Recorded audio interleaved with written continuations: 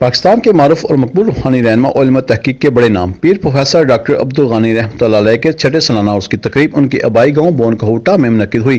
تقریب کی صدارت ممتاز قانوندان اور مذہبی اسکالر پیرزادہ طارق محمود عباسی نے کی، جبکہ نامور علماء کرام، اسکالرز، طلباء اور پیر پروفیسر ڈاکٹر عبدالغنی رحمۃ اللہ علیہ کے مریدین کی بڑی تعداد بھی تقریب میں شریک تھی۔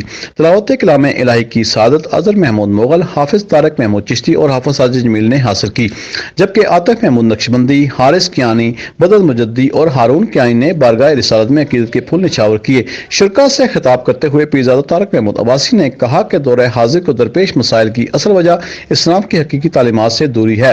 اگر ہم اپنے اسلاف کی روایات پر چلتے ہوئے حصول علم کو اپنے اوپر واجب کر لیں تو طرح طرح کے نفسیاتی مسائل پیدا ہونے سے پہلے ہی ختم ہو جائیں گے۔ انہوں نے کہا کہ علامہ محمد اقبال رحمۃ اللہ نے اپنے کلام کے ذریعے اولیاء اللہ کا پیغام لوگوں تک پہنچانے کی کامیاب کوشش کی۔ پیرزادہ طارق محمود عباسی نے پیر پروفیسر ڈاکٹر عبدالغنی رحمۃ اللہ علیہ کو زبردست الفاظ میں خراج تحسین پیش کرتے ہوئے کہا کہ ان جیسی شخصیات ملت کا سرمایہ افتخار ہوتی ہیں۔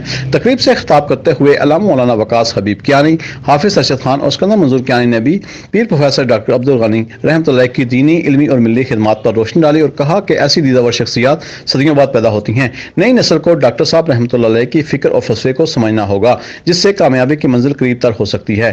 محمد وسیم جنجوعہ، تکبیر نیوز، راولپنڈی۔